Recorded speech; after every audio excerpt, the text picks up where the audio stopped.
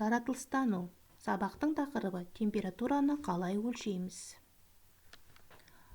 Оқу мақсаты түрлі денелердің температурасын өлшеу. Термометр температураны өлшейтін құрал. Адам дене қызуын өлшегіш термометрлер экранның сол жағында берілген. Олар сынапты түрде және электронды түрде де болады. Ауа температурасын өлшегіш термометрлер экранның оң жағында көрсетілген. Бұлармен бөлменің ауасын және даланың ауасын температурасын өлшеуге болады. Бұл термометрлердің өлшем бірлігін градус деп айтады.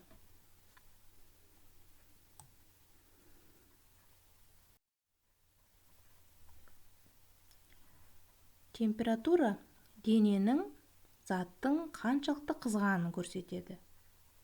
Мысалға, біздердің, яғни сау адамның денесінің қызуы, яғни температурасы 36 градустан сәл жоғары болады. Ал егерде ауырып қалған жағдайда болса, онда адамның дене қызуы көтеріліп, 37-ден 40 градусқа дейін аралықта болады екен. Дене қызуы көтерілген жағдайда дереу дәрігерге хабарласу керек. Төменде суретте дене қызуын қалай өлшеу суреттері көрсетілген.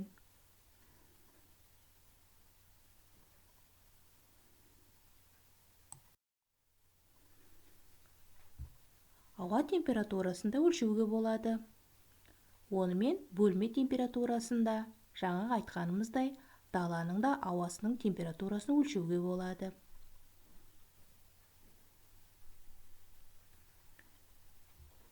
Терезеге жақтауына қондырылған термометрмен ауа температурасын өлшеуін көрейік. Ауа температурасы плюс 21 градусты көрсетіп тұр.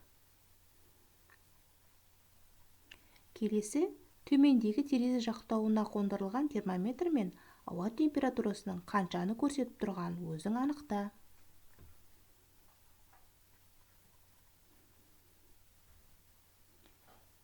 Термометрлер электронды түрде және сынап құйылған, яғни сынапты қызыл сұйықтық түрінде болады екен. Енді тәжірибе жасап көрейік.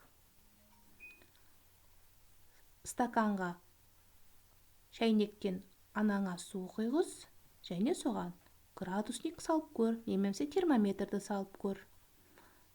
Оның шкаласының қанша градусқа көтерілгенін, түскенін бақыла.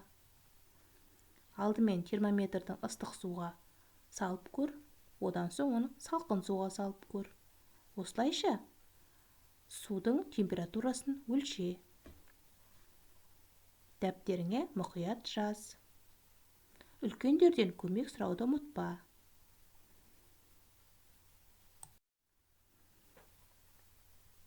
Ойлан. Адамға ауа температурасын білудің не үшін қажеттілігі бар? Адамға ауа температурасын білу не үшін қажет? Ойланып жаз.